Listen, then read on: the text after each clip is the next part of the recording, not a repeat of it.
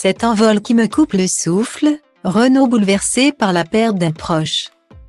La vie ne semble pas vouloir épargner Line Renaud ces dernières années.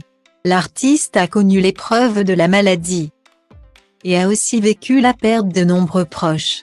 La chanteuse et comédienne a notamment été très marquée par la mort du rocker Johnny Hallyday dont elle était la marraine de cœur et qu'elle a connu alors qu'il n'avait que 16 ans. « Johnny me manque tous les jours », avait-elle confessé dans les colonnes de Téléstar en 2018. Un manque toujours vif aujourd'hui. Sur son compte Twitter, l'épouse du défunt Loulou Gasté a publié un message émouvant le 5 décembre dernier, 5 ans déjà. « Tu me manques », avait-elle confié sur le réseau social, en publiant un cliché d'elle aux côtés de Johnny Hallyday.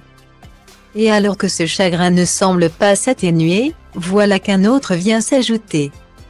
Dans la nuit du mercredi 7 au jeudi 8 décembre 2022, Franck Sora, le fondateur de Carson Pro, est mort des suites d'un arrêt cardiaque, à l'âge de 55 ans.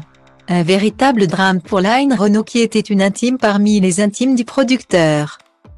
Sur son compte Instagram, ce lundi 12 décembre, Line Renaud a dit sa peine immense et son incrédulité face à ce coup du sort. Franck Sora nous a quittés.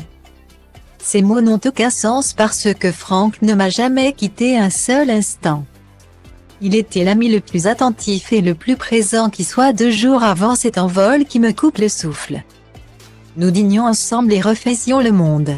Un monde qu'aujourd'hui, je n'imagine pas sans lui.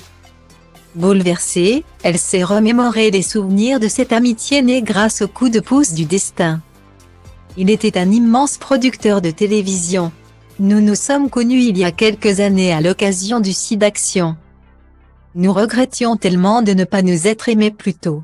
Sa délicatesse, son talent, son sens du public ont fait naître des émissions fabuleuses, notamment celle qu'il a imaginée pour mes 90 ans. Quel cadeau! Son cœur s'est brisé, lui qui pourtant aimait si fort ceux qui l'entouraient. Lui et Jacé dit combien je l'aime, a-t-elle écrit.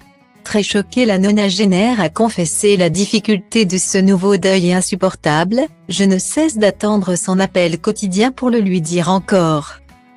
Je guette son rire, j'espère son étreinte. Toute ma tendresse accompagne Eduardo et Vincent qu'il chérissait entre tout. Un moment difficile dans lequel ses admirateurs lui apporteront sans nul doute tout leur soutien.